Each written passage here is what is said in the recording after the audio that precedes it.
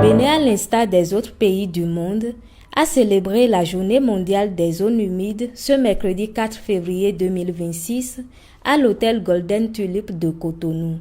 La cérémonie a été organisée par l'Agence béninoise pour l'environnement ABE, structure sous tutelle du ministère du Cadre de vie et des Transports en charge du développement durable.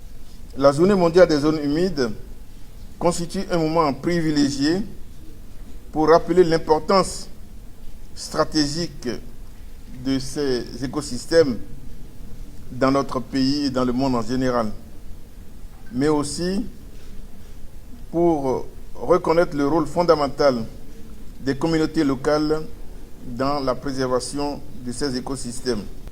La célébration de cette journée est donc une invitation à bâtir des passerelles solides entre savoirs ancestraux, savoirs dits traditionnels, et approches scientifiques, entre tradition et innovation, entre anciens et nouveaux, ou bien anciens et jeunes. À cette occasion, le préfet du littoral a souligné l'importance du thème retenu et le rôle stratégique des zones humides dans la préservation de l'environnement. C'est avec fierté que je voudrais vous saluer et vous manifester ma reconnaissance de célébrer à Cotonou cette journée mondiale des zones humides.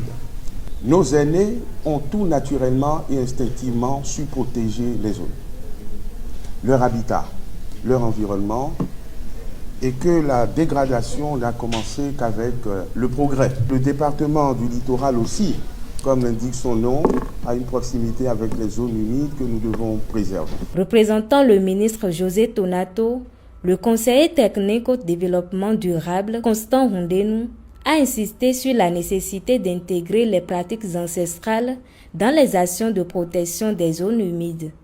Placé sous le thème « Zones humides et savoirs traditionnels », célébrer le patrimoine culturel.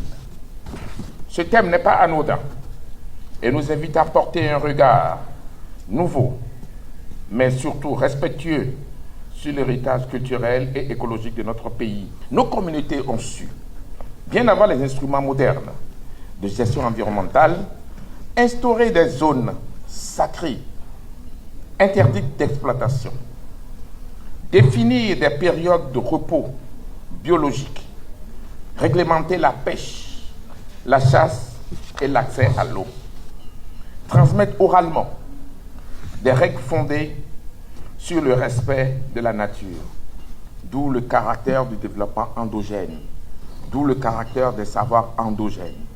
Aujourd'hui, face aux effets du changement climatique et à la consommation de l'espace, à la pression démographique et à la dégradation accélérée des zones humides, ces pratiques ancestrales apparaissent plus que jamais comme des solutions complémentaires essentielles aux approches scientifiques modernes et aux défis du développement contemporain. Cette célébration est également un appel fort à la jeunesse béninoise, afin qu'elle se réapproprie cet héritage, non comme un vestige du passé, mais comme un levier d'avenir et de développement durable. Plusieurs panels animés par des experts ont marqué cette édition de la Journée mondiale des zones humides.